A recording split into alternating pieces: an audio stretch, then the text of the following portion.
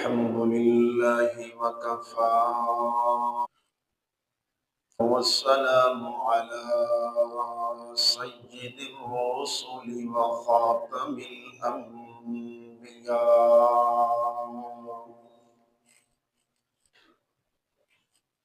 وعلى آله وأصحابه وعلى آله وأصحابه الأتقياء الذين فازوا بالحكمة والعليا. أما بعد فأعوذ بالله من الشيطان الرجيم. بسم الله الرحمن الرحيم.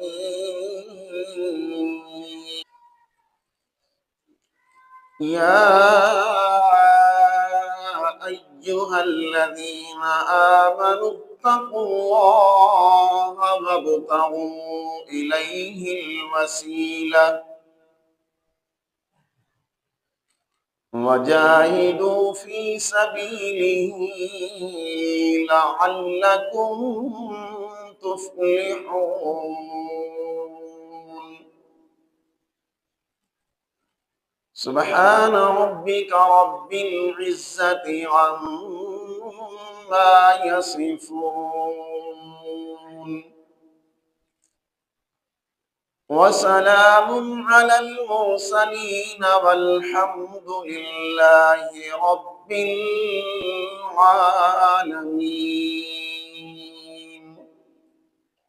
اللهم صل على محمد وعلى آل محمد كما صليت على إبراهيم وعلى آل إبراهيم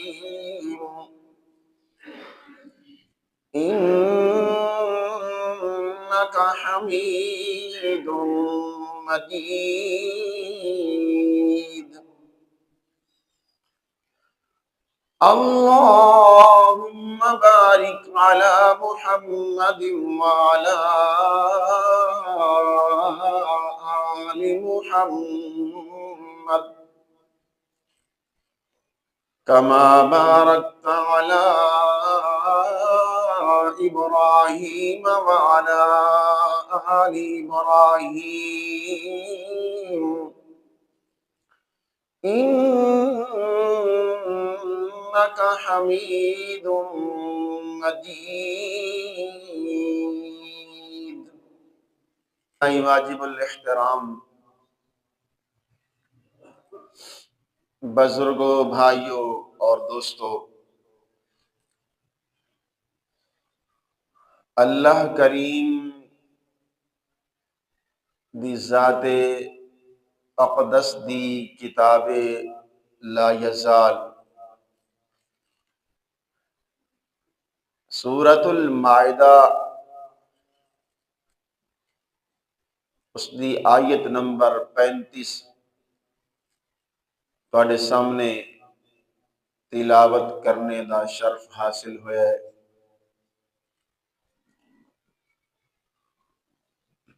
بڑی ہی عاجزی اور ذلت دے نال درخواست ہے اس لجپال دے دربار دے اندر کہ اللہ کریم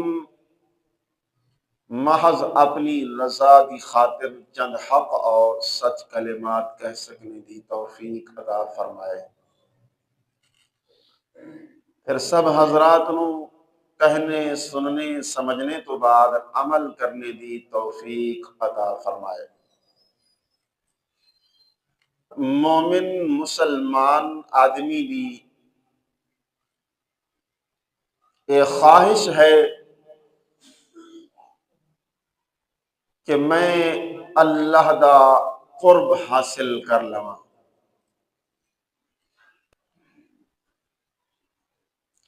اللہ دا مقرب بندہ بن جاواں،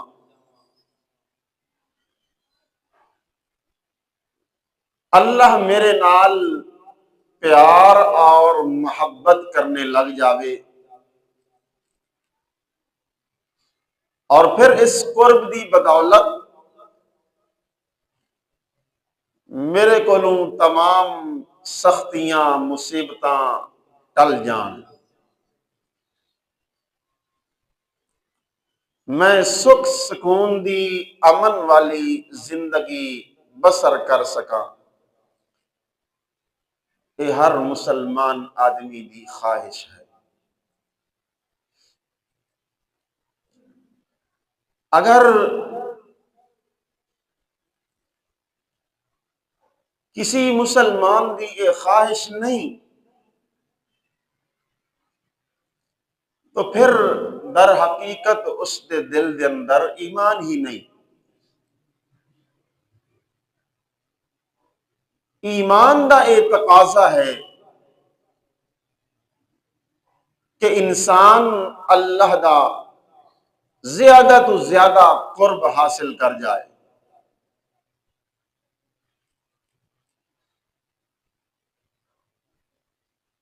اور اس آیت نے بھی ایمان والے نو اے حکم ارشاد فرمایا کہ اے ایمان والو اللہ کو ڈر جاؤ، یعنی اللہ دی نافرمانی کرنے کو ڈر جاؤ اور اللہ تعالی دی فرما برداری والے کام کرو۔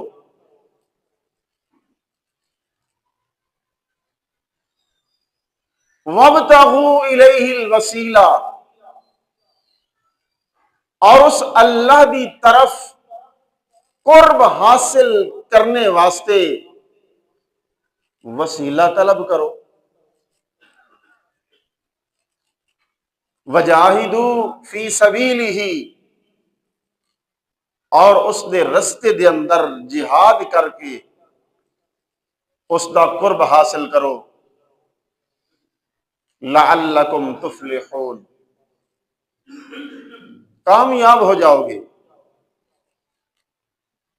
تو آیت نے بھی یہ حکم فرمایا ایمان والے بندے نو کہ اللہ دا قرب حاصل کر۔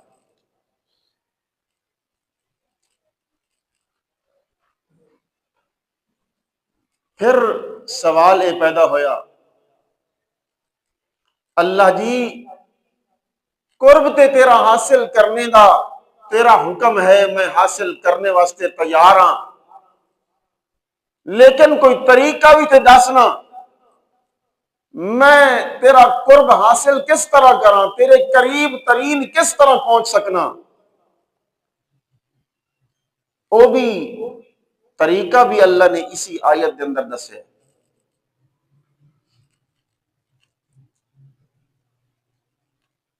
کہ اے بندہ اگر تو میرے قریب ہونا چاہنا ہے تو پھر ایمان اور اعمال دے نال میرے قریب ہو جا۔ یا ایھا الذین آمنو، اس آمنو دے اندر ایمان موجود ہے، اور اگے وجاہدوا فی سبیلی دے اندر عمل موجود ہے کہ ایمان اور عمل دے ذریعے اللہ دا قرب، وابتغوا الیہ الوسیلہ، اللہ دا قرب حاصل کر۔ وسیلہ دا معنی ہی قرب ہے۔ حاجت، حضرت عبداللہ بن عباس رضی اللہ تعالی عنہ نے فرمایا معنی اس کا الوسیلۃ الحاجہ، کہ کسی حاجت شدید دے واسطے آدمی جدو محتاج ہوندہ ہے تو پھر اس دے حاصل کرنے دا اس میں بڑا شوق ہوندہ ہے، طلب ہوندی ہے کہ میں اس اپنی حاجت نو پورا کر لواں۔ تو ہر آدمی نو اللہ دی طرف حاجت ہے، ہر بندہ اللہ دی طرف محتاج ہے، اور اے حاجات شدیدہ جو رب تعالی دے نال انسان دیاں متعلقہ نے، اے حاجات بندہ چاہتا ہے کہ میں پوریاں کر لواں، پھر اس نو حکم دیتا گیا کہ تو ایمان بھی لیا، پھر ایمان دے مطابق اعمال بھی کر، پھر تیری حاجات بھی پوری ہو جان گیاں اور تینوں رب دا قرب بھی حاصل ہو جائے گا۔ اور سب تو بڑا ذریعہ جو اللہ دے قرب حاصل کرنے دا ہے، جس کا تذکرہ قرآن نے فرمایا کہ سب تو بڑا اللہ دا قرب، اللہ دی رضا مندی اور اللہ تعالی دے قریب ہونے دا ذریعہ ہے ذات محمد الرسول اللہ صلی اللہ علیہ وسلم۔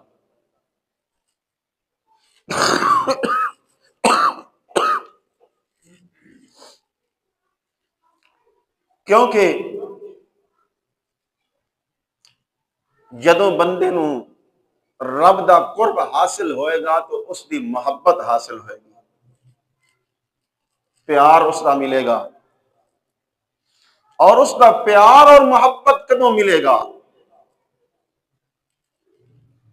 اللہ کریم نے فرمایا، اے میرے محبوب پیغمبر صلی اللہ علیہ وسلم، آپ اعلان فرما دیجیے، قل ان کنتم تحبون اللہ فاتبعونی، آپ کہہ دیجئے اگر تم اللہ سے محبت کرنا چاہتے ہو تو ذریعہ کیا ہے، درمیان میں واسطہ اور وسیلہ کیا ہے؟ اللہ کی محبت حاصل کرنے کا، اللہ کا قرب حاصل کرنے کا، رب تعالی کی رضا مندی حاصل کرنے کا سب سے بڑی ذریعہ، سب سے بڑا واسطہ جو قرآن نے بیان کیا وہ اللہ کے رسول صلی اللہ علیہ وسلم کی ذات۔ اللہ نے کیا کہا؟ اگر تم چاہتے ہو کہ تم اللہ سے محبت کرو اور اللہ تم سے محبت کرے تو فاتبعونی، حضرت محمد الرسول اللہ صلی اللہ علیہ وسلم کی زبان سے اللہ نے اعلان کروایا، ان کو کہہ دو کہ فاتبعونی، میری اتباع کرو، میری پیروی کرو، میری اتباع کے ذریعے تمہیں اللہ کا قرب حاصل ہو جائے گا، میری اتباع کے ذریعے تمہیں اللہ کی رضا مندی ملے گی، اللہ کی محبت ملے گی۔ معلوم ہوا کہ اللہ کا قرب حاصل کرنے کا سب سے بڑا ذریعہ درمیان انسان اور رب کے درمیان اللہ کے رسول صلی اللہ علیہ وسلم کی اتباع ہے۔ اور عمل صالح بنتا بھی اس وقت ہے جب بندے کا عمل اللہ کے رسول کی موافقت کرے، اللہ کے رسول کے عمل کے ساتھ اس مسلمان کا عمل جب ملے گا، اس کی مطابقت ہوگی تو پھر وہ عمل صالح بنے گا اور اس کے ذریعے انسان کو رب کا قرب ملے گا۔ تو کیا پتا چلا؟ انسان اس وقت تک اللہ کا قرب حاصل نہیں کر سکتا جب تک کہ درمیان میں حضرت محمد الرسول اللہ صلی اللہ علیہ وسلم کی اتباع نہ ہو جائے۔ تو اتباع محمد صلی اللہ علیہ وسلم سے رب کا قرب ملے گا، ایمان سے، آپ صلی اللہ علیہ وسلم کی اتباع سے، اعمال صالحہ سے رب کا قرب حاصل ہوگا۔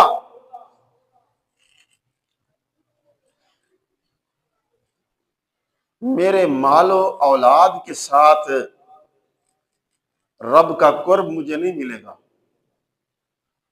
کہ میری اولاد زیادہ ہو جائے، مجھے مال زیادہ مل جائے، میں اللہ کا پیارا بن جاؤں گا۔ نہیں، اللہ نے 22ویں پارے میں کہا ہے سورہ سبا کے اندر، وَمَا أَمْوَالُكُمْ وَلَا أَوْلَادُكُمْ بِالَّتِي تُقَرِّبُكُمْ، یہ تمہارے اموال، تمہارے اولاد، مال و اولاد، یہ ایسی چیزیں نہیں ہیں کہ تمہیں اللہ کے قریب کر دیں، یہ ایسی چیزیں نہیں۔ ما اموالکم ولا اولادکم باللتی تقربکم الی اللہ زلفی الا من آمن وعمل صالحا، رب نے کہا تمہیں اگر رب کا قرب، رب کے قریب کوئی چیز کرنے والی ہے تو الا من آمن وعمل صالحا، ایمان اور اعمال صالحہ ہے۔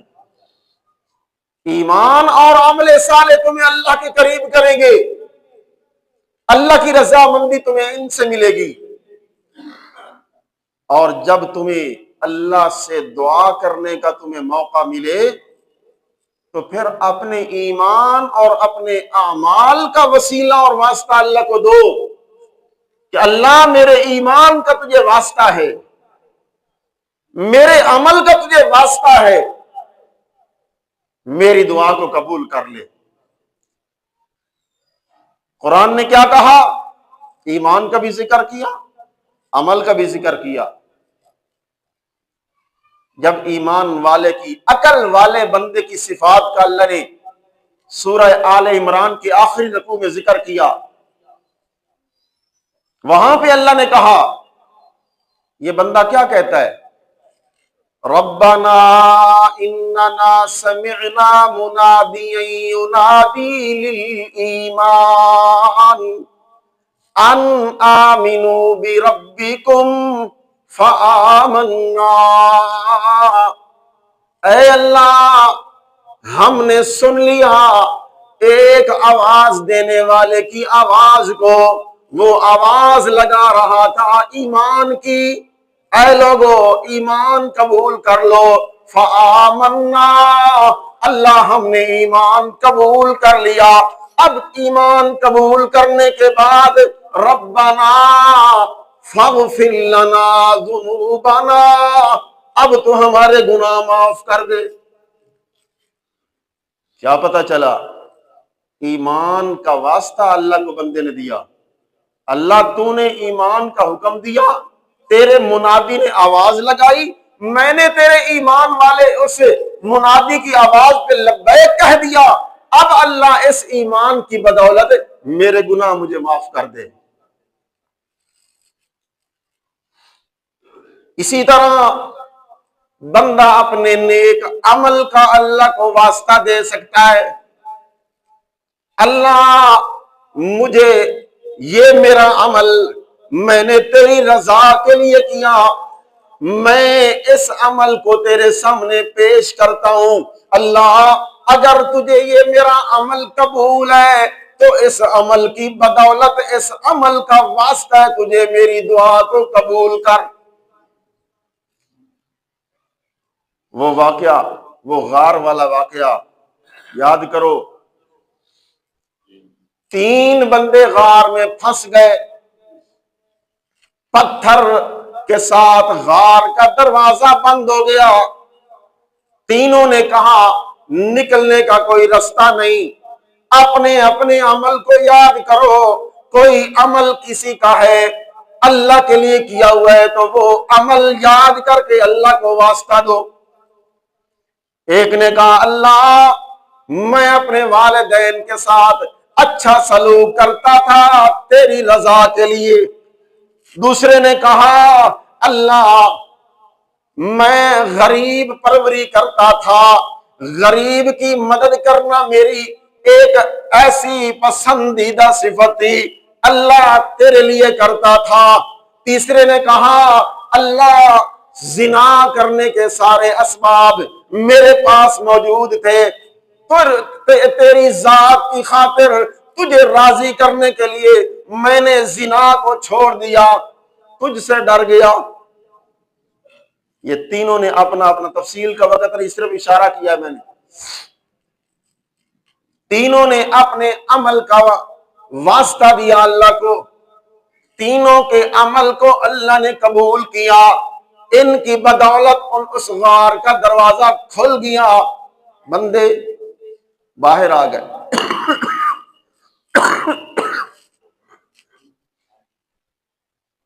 نمبر 3،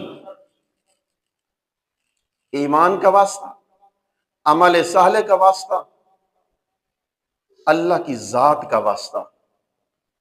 اللہ تجھے تیری ذات کا واسطہ ہے، میری مصیبت کو ٹال دے۔ نمبر 4، اللہ تجھے تیری صفات کا واسطہ ہے، اللہ کی صفتوں کا بندہ اللہ کے سامنے ذکر کیے کرے اپنی دعا کے اندر۔ خود قرآن نے کہا وَلِلَّهِ الْأَسْمَاءُ الْحُسْنَى فَادْعُوهُ بِهَا، اے بندو اللہ کے خوبصورت نام ہے، ان ناموں کے ساتھ اللہ سے دعا کیا کرو۔ حدیث پاک میں سینکڑوں نام اللہ تعالیٰ کے ذکر کیے گئے، تو ان ناموں کو ذکر کرو۔ آپ صلی اللہ علیہ وسلم نے ایک بندے کو دیکھا، وہ دعا کر رہا ہے اللہم انی اسألک بأنک اشہد ان لا الہ الا انت الاحد الصمد الذی لم یلد ولم یولد ولم یکن لہ کفوا احد۔ اللہ کے رسول نے جب اس کی یہ دعا سنی، آپ نے فرمایا اس بندے نے جو دعا کی ہے، دعا سے پہلے اس نے اللہ کا اسم اعظم کا ذکر کر دیا۔ جب اس نے اسم اعظم کو ذکر کر دیا، اس اسم اعظم کی وجہ سے اس بندے کی دعا اللہ رد نہیں کرے گا۔ تو انت الاحد، احد کس کی صفت ہے؟ پچھلے جمعے میں نے بتایا ہے قل هو اللہ احد اللہ الصمد لم یلد، یہ ساری صفتیں کس کی ہیں؟ الصمد کس کی صفت؟ لم یلد کس کی صفت؟ لم یولد کس کی صفت؟ ولم یکن لہ کفوا احد کس کی صفت؟ اللہ کی صفتیں ہیں۔ دوسرا بندہ بھی یہ کہہ رہا ہے اللہم انی اسألک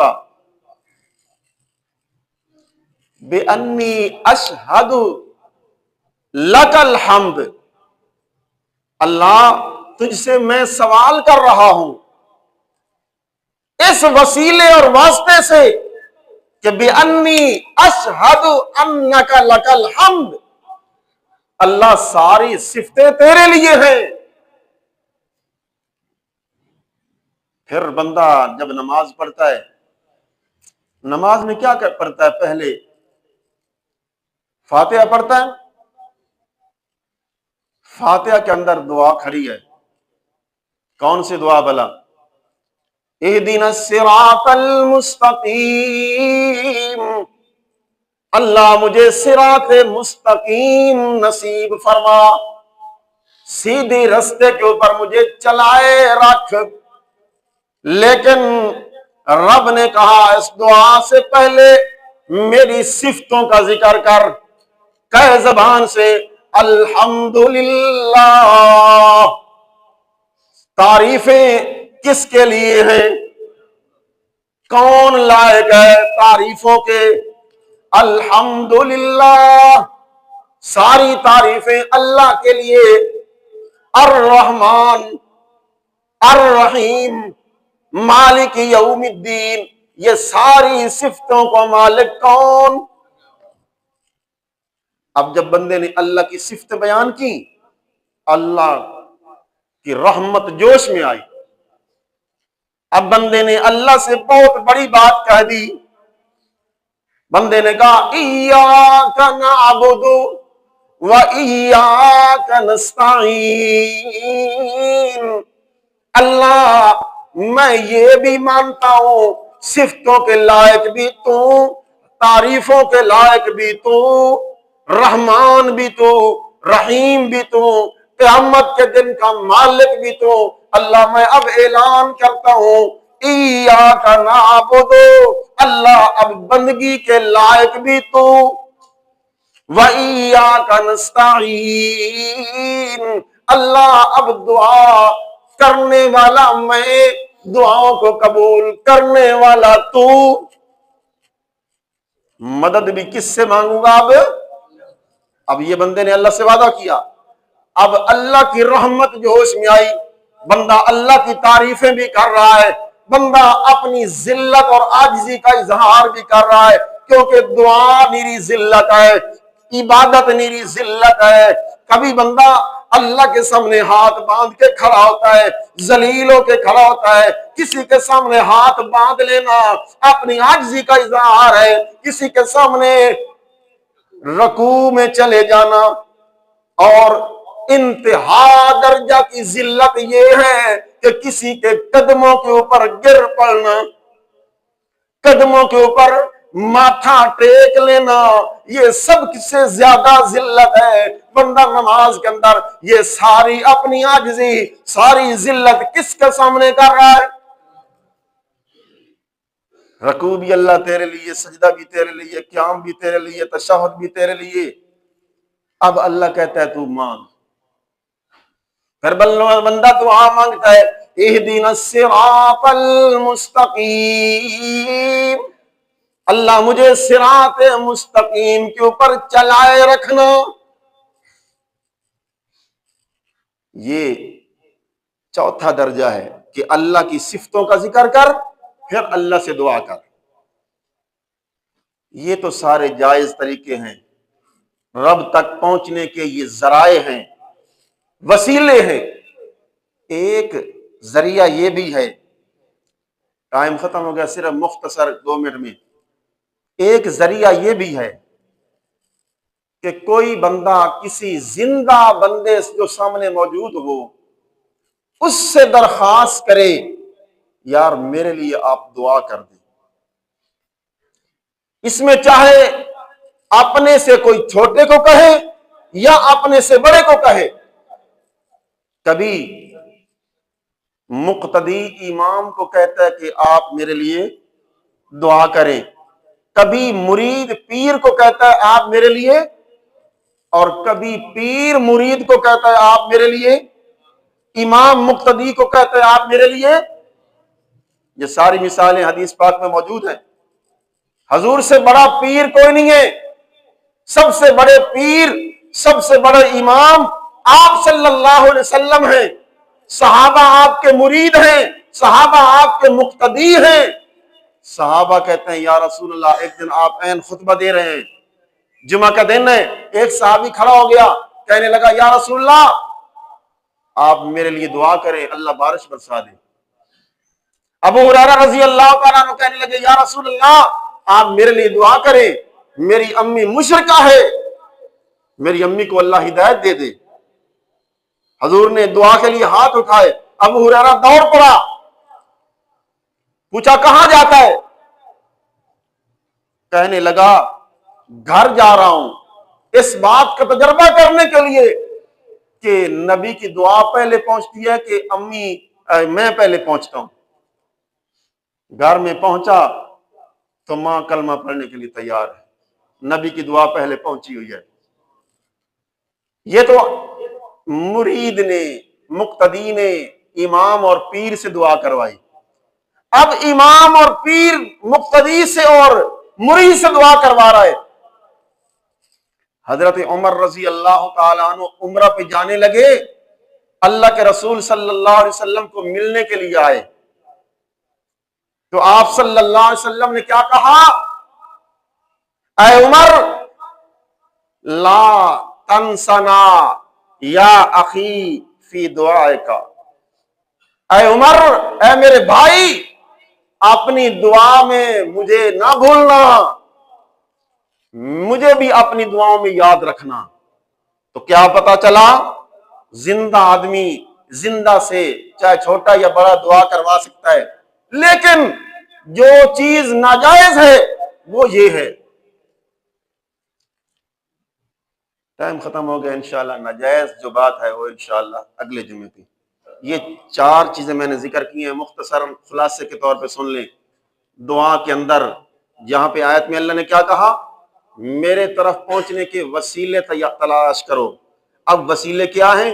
یا ایمان کا وسیلہ، یا اعمال صالحہ کا وسیلہ، یا اللہ کی ذات کا وسیلہ، یا اللہ کی صفات کا وسیلہ، یا زندہ بندہ کسی زندہ سے جو حاضر ہو اس سے دعا کروا سکتا ہے۔